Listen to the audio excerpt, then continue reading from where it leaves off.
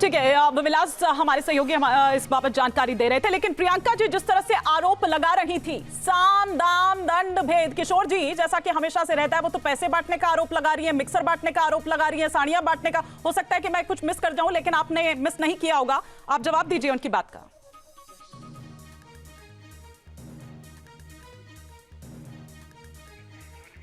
आप अनम्यूट कर लीजिए एक बार किशोर जी खुद को। हाँ हिमानी जी, मैं हमारी बहन प्रियंका जी का आक्रोश समझ सकता हूँ, क्योंकि उनके सिंगल डिजिट से भी उनकी कोई सीट बढ़ नहीं रही है।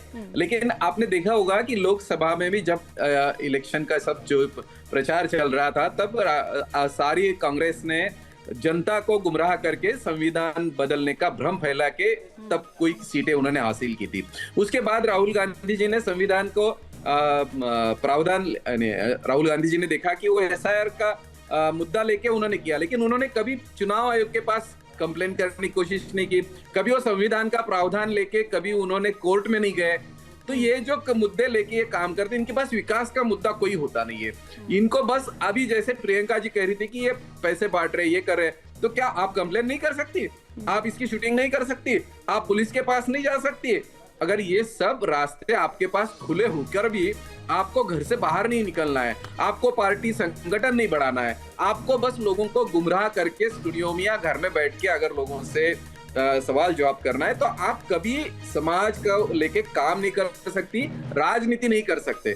ये सब करने के लिए भारतीय जनता पार्टी हर पल रास्ते पे है, समाज के साथ है, और समाज की मान्यता लेकर हिंदुत्व हो या विकास हो, ये दोनों मुद्दे लेकर समाज ये जो सक्रियता या ये जो फैसला भाजपा के प्रति सुना रही है, ये केवल भाजपा के साथ जनता का जो फैसला है, ये इन्होंने मानना चाहिए।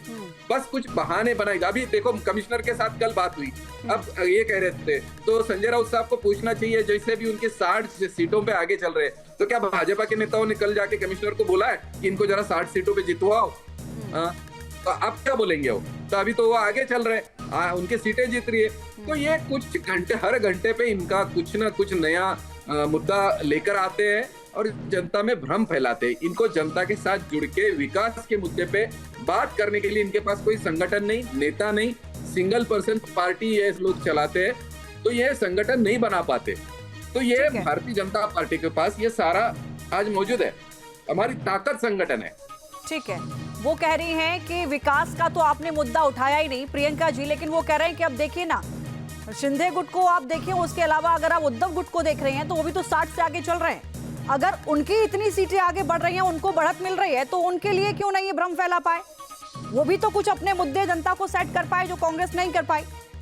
जनता का फैसला समस्या कांग्रेस की नहीं थी। सबसे बड़ी चीज मैं आपको पहले बता दूं कि ये जनता का मुद्दा है, ये जनता का संवैधानिक वोट देने का अधिकार। अगर ये इतना ही विकास की बातें कर रहे थे, तो इनको ये बताइए, बदलापुर के जो आरोपी तुषार आप्टे, उसको टिकट देने की क्या जरूरत आन पड़ी थी? क्या जरूरत आन पड़ी थी कि 68 के करीब सीटें जो इन्होंने जो है पूरे दबाव में, पैसे के बल पर, डीसीबीआई के बल पर पूरी तरीके से जीत ली निर्विरोध, जिसमें किसी तरीके की कोई इलेक्शन ही नहीं हुआ।